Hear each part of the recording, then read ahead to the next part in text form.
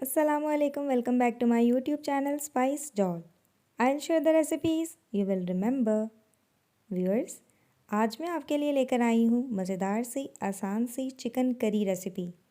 आपने इससे पहले ये रेसिपी नहीं ट्राई की होगी तो आपने इसे ट्राई करना है और अपना फीडबैक शेयर करना है। लेकिन अगर उससे पहले अभी तक आपने मेरे चैनल को सब्सक्राइब नहीं किया तो फ़ौरन कर लीजिए ताकि हर नई आने वाली वीडियो आपको फ़ौरन रिसीव हो जाए। चलिए चलते हैं रेसिपी के मेन इंग्रेडिएंट्स की जानिब। रेसिपी के लिए हमें चाहिए मैरिनेटेड चिकन, प्याज, लहसुन अदरक का पेस्ट, हरा धनिया और टोमेटो प्यूरी। टोमेटो प्यूरी मैंने ख़ुद तैयार की है, आप भी ख़ुद तैयार कीजिएगा। मार्केट में बनी बनाई भी मिल जाती है, लेकिन बेहतर यही है कि आप इस रेसिपी के लिए इसे ख़ुद तैयार करें। फर्स्ट स्टेप है कि हमने चिकन को मैरिनेट करना है। चिकन मैरिनेशन के लिए हमने इसमें शामिल किया है दही, नमक, पिसी हुई लाल मिर्च, हल्दी और इसके अलावा एक रेडीमेड पाउडर। ये करी पाउडर की रेसिपी मैं डिस्क्रिप्शन बॉक्स में लिख दूँगी, वहाँ से आप चेक कर लीजिएगा। उसके बाद हमारा सेकंड स्टेप है कि हमने टोमेटो प्यूरी तैयार करनी है। पैन में थोड़ा सा ऑयल शामिल करना है। जो टमाटर का पेस्ट हमने ग्राइंड किया हुआ था वो हम इसमें शामिल कर देंगे और उसके बाद पानी खुश्क हो जाने तक इसे पकाएंगे और साइड पे रख लेंगे।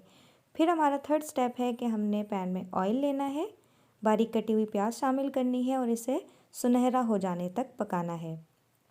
ये रेसिपी आप दावत वगैरह पे भी तैयार कर सकते हैं। इसके अलावा अगर आप घर में नित नई रेसिपीज़ को ट्राई करने के आदी हैं, शौकीन हैं, तो आप इसे लाजमी ट्राई कीजिएगा और आपके मेहमान और घर वाले आपकी तारीफ़ किए बगैर नहीं रह सकेंगे। खाने में फ्लेवर्स की बड़ी अहमियत होती है कि तो रेसिपी के जितने भी इंग्रेडिएंट्स होते हैं उनको आपने एक बेहतरीन तनासुब में ऐड करना है और उसके साथ साथ हर एक इंग्रेडिएंट के कुकिंग टाइम का भी ख़ास ख्याल रखना है। जब प्याज गोल्डन हो जाएगी हम इसमें शामिल करेंगे लहसुन अदरक का पेस्ट।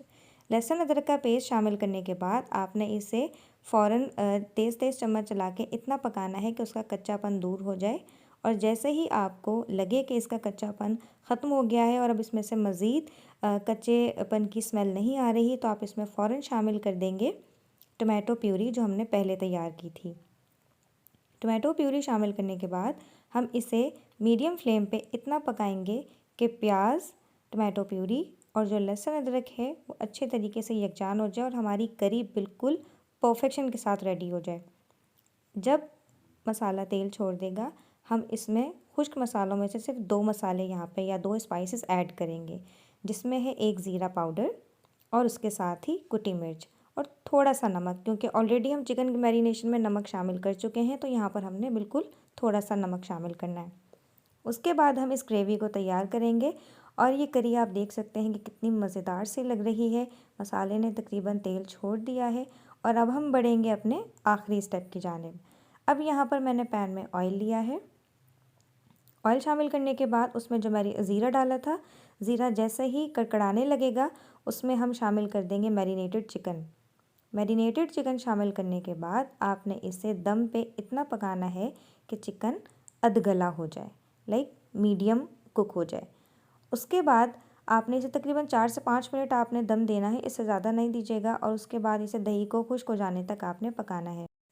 यहाँ पर आप देख सकते हैं कि कैसे मैं मुसलसल इसमें चम्मच चला रही हूँ और आपने जब भी खाना पकाना है तो खाने के साथ अपनी मोहब्बत बरकरार रखते हुए वहीं पे पास मौजूद रहा करें ताकि आपकी जितने भी स्टेप्स हैं वो उनमें से कोई एक भी जो है वो ख़राब ना हो, क्योंकि डिज़ास्टर होता है किसी भी रेसिपी के लिए अगर उसका कोई भी स्टेप मिस हो जाए या हम उसे ओवर कुक कर लें।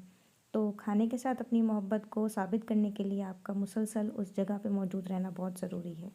ठीक है, तो अब यहाँ पर हम देख सकते हैं कि चिकन हमने पका लिया था और जो चिकन हमारा पका था और साथ में हमने जो करी तैयार की थी इन दोनों को हमने मिक्स कर दिया है। मिक्स करने के बाद इसमें मैंने थोड़ा सा पानी शामिल किया था ताकि ये दोनों इंग्रेडिएंट्स पककर यकजान हो जाएं और जो रेसिपी का टेस्ट है वो बहुत इन्हांस हो जाए।